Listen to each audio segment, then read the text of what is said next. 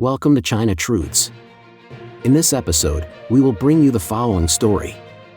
Xi Jinping wants lifelong rule. Deng Xiaoping secretly left a back door. Now, let's dive into the details. China Truths.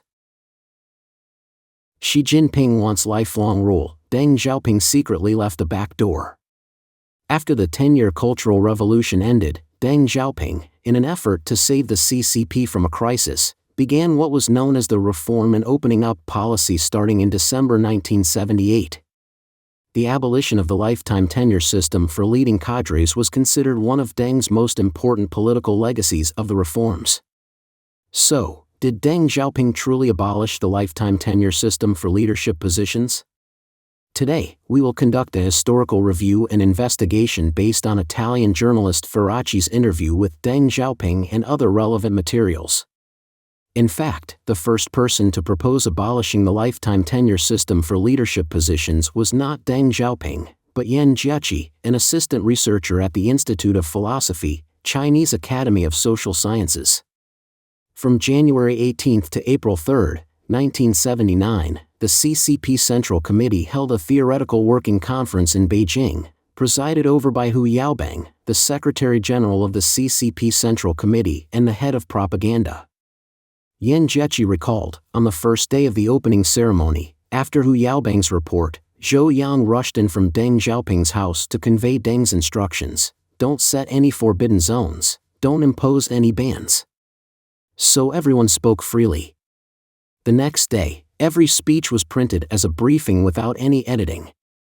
Whether it was a big or small meeting, everyone could see the speeches. Except that no one was advocating for Liu Shaoqi's rehabilitation. At the meeting, each speech pointed out the mistakes of Mao Zedong, stating that the anti-rightist campaign, the Great Leap Forward, the anti-rightist tide, the Four Cleans, and the Cultural Revolution were all products of Mao's leftist policies. The unjust cases caused by these should all be thoroughly rehabilitated. Yan Jiechi further said, Li Honglin's speech leaders and the people had a great influence on me. He said, it is not the people who should be loyal to the leader, but the leader who should be loyal to the people.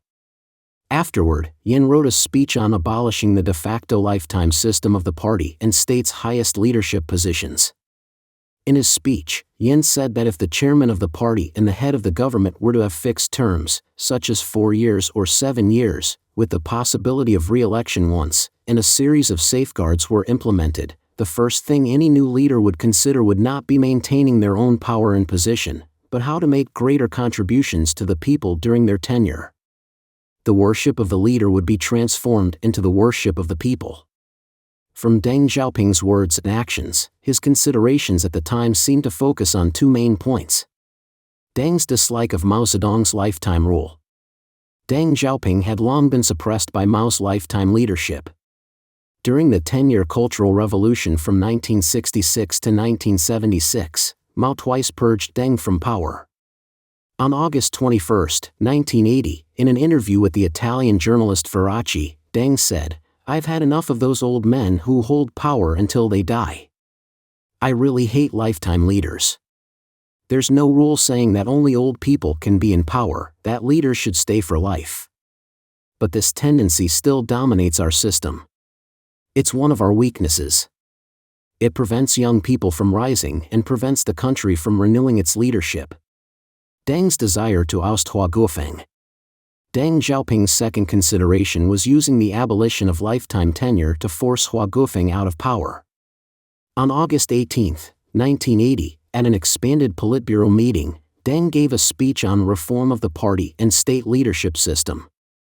Deng Xiaoping said, the main drawbacks in the party and state leadership and cadre systems are bureaucratic phenomena, excessive concentration of power, patriarchal phenomena, the lifetime tenure system for leading cadres, and various kinds of privileges. These must be reformed. On August 21, 1980, Deng also discussed the issue of abolishing lifetime tenure in a conversation with Faraci. When asked by Faraci, does the new leadership change also involve Hua Guofeng? Deng responded, the position of party chairman is not a lifetime post. Hua Guofeng will not always be party chairman. Under the new system, this is not allowed. A week after this interview, the third session of the Fifth National People's Congress was held. Deng Xiaoping, Li Xiannian, Chen Yun, Su Xiangqian, and Wang Zhen, among others, no longer held the position of vice premier. Zhao Ziyang replaced Hua Guofeng as premier of the State Council. From November 10 to December 5, 1980, the CCP Politburo held 9 meetings in a row to discuss Hua Guofeng's performance over the past 4 years. The meetings ultimately decided that Hua Guofeng would no longer preside over central work and would be suggested to resign from the positions of CCP Central Committee Chairman and Chairman of the Central Military Commission at the 6th plenary session of the 11th Central Committee in 1981. In June 1981, at the 6th plenary session of the CCP 11th Central Committee, Hua Guofeng formally resigned as Chairman of the CCP Central Committee and Chairman of the Central Military Commission. Hu Yaobang succeeded him as CCP Central Committee Chairman, and Deng Xiaoping took over the Central Military Commission. From 1980 onward, Deng Xiaoping repeatedly discussed the issue of abolishing the lifetime tenure of leading cadres.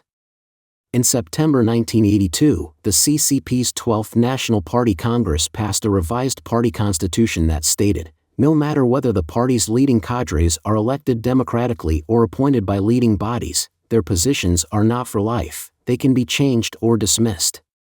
The 1982 revision of the CCP Constitution also stipulated that the President, Vice President, Premier, Vice Premier, and the Chairman and Vice Chairman of the Standing Committee of the National People's Congress could not serve more than 2 consecutive terms.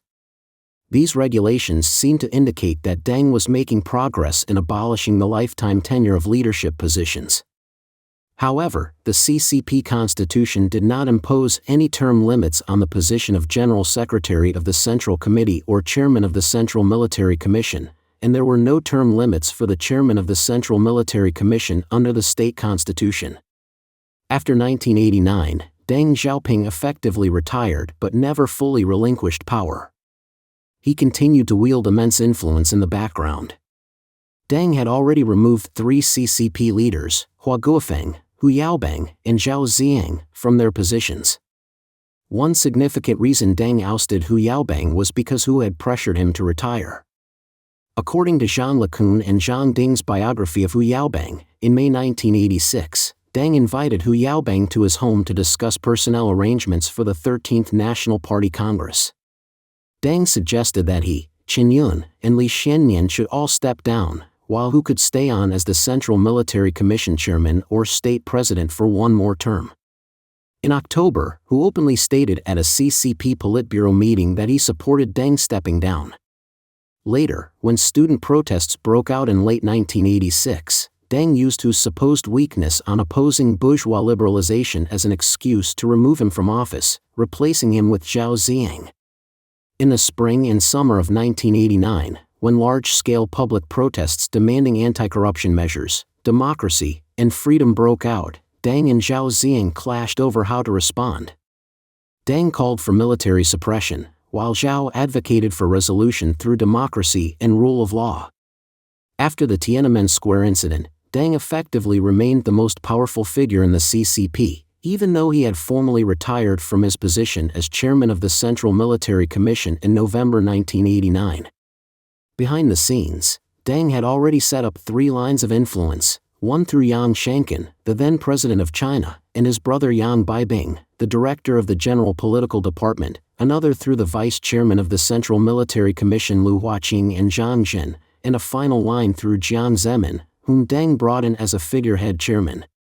In 1992, Jiang Zemin, who had taken over as General Secretary of the CCP and Chairman of the Central Military Commission, leaned towards the conservative policies of the older generation of leaders such as Chen Yun and Li Xiannian.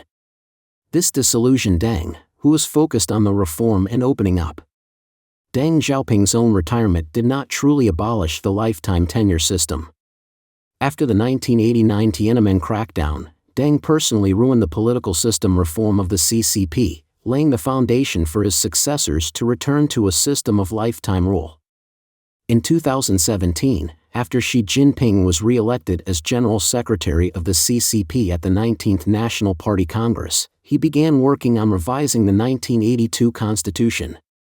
In March 2018, the National People's Congress passed a constitutional amendment, removing the two-term limit for the president and vice president.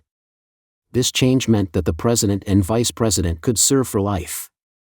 In March 2023, Xi Jinping began his third consecutive term as General Secretary, President, and Chairman of the Central Military Commission. Since Xi Jinping took office 12 years ago, he has not designated a successor. Given Xi's consistent return to the style of the Cultural Revolution, it seems likely that he intends to remain in power for life. Looking back at CCP history, Mao Zedong implemented lifetime rule, Deng Xiaoping essentially also established a lifetime rule, and now Xi Jinping is seeking to do the same. All of this stems from the CCP's obsession with power. Political scholar Wu Guoguang commented that Mao Zedong's roots, Deng Xiaoping's vines, and Xi Jinping's fruit was a fitting and vivid description of the CCP's enduring desire for power.